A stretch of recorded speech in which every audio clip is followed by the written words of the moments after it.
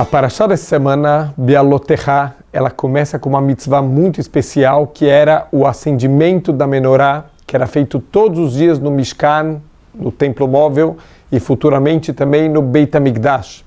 Mas o verbo usado para acender a menorá, Be'alotechá, é um verbo que chama atenção. Normalmente, quando a gente vai acender um fogo, a gente fala leadlik e não la'alot. Então, por que aqui no acendimento da menorá, como o próprio nome da Parashá diz, Be'alotechá, quando você acender a menorá, por que a Torá usou esse outro verbo de la'alot e não o verbo de leadlik?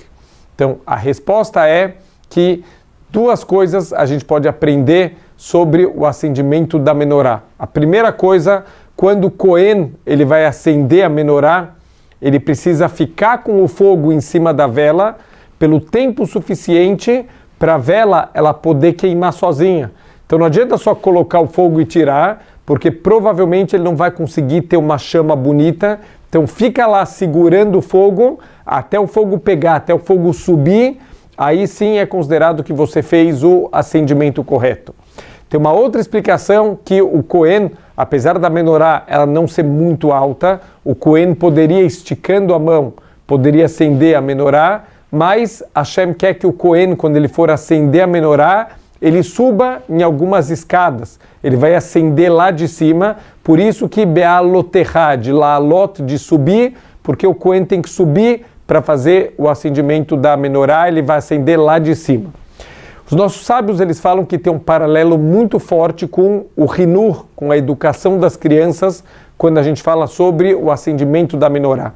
Então, qual é o paralelo que a gente pode trazer para a educação das crianças, tanto em termos dos pais com os filhos, quanto os professores com os seus alunos? Um primeiro ponto é que a gente tem que acender de uma maneira que a luz que está sendo acesa, você tem que segurar o tempo suficiente para ele poder acender de uma maneira bonita. Isso quer dizer que com os nossos filhos, com os nossos alunos, a gente tem que dar para eles o conhecimento de uma maneira que se torne uma coisa viva para eles, não só uma coisa mecânica, ensinar mecanicamente o que tem que fazer, o que não tem que fazer, não.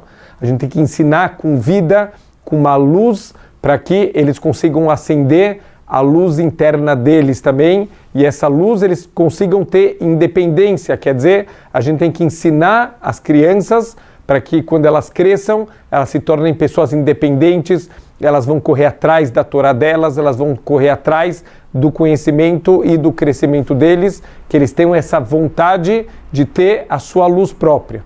Então esse é um primeiro ponto.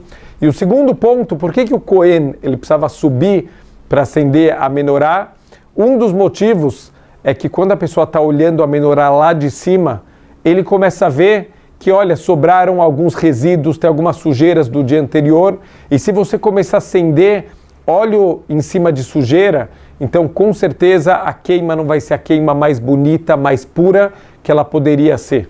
Então o Cohen tinha que subir, porque antes de acender, ele consegue olhar lá para dentro para ver se está completamente limpo e o óleo ele está puro para dar o brilho mais bonito, mais forte possível.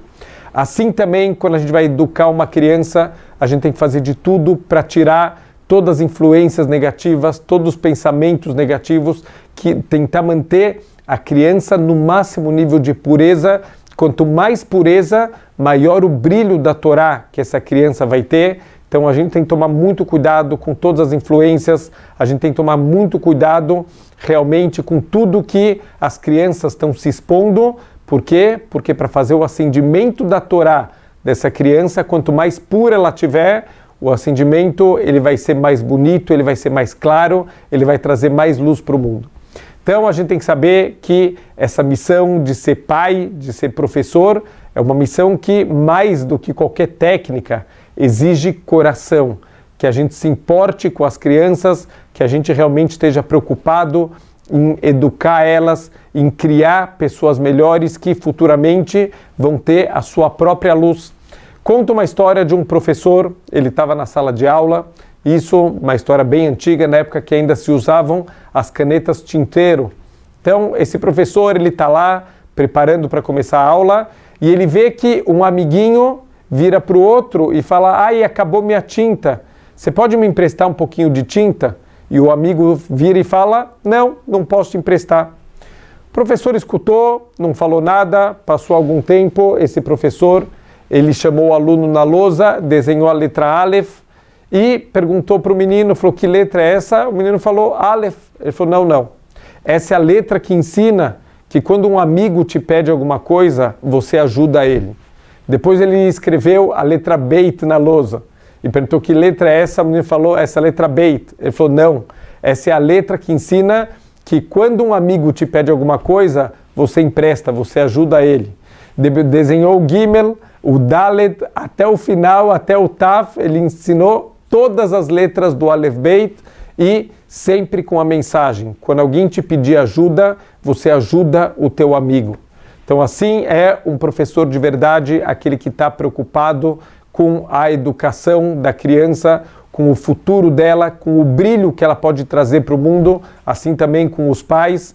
Bezrat Hashem, que a gente possa realmente passar para as futuras gerações todo o nosso conhecimento de Torá, mas que isso seja feito com pureza, isso seja feito com alegria e principalmente que isso seja feito com fogo, não de uma maneira mecânica, mas de uma maneira que possa incendiar o coração das pessoas, acender o coração das pessoas, para que essa Torá ela possa continuar sendo transmitida de geração em geração.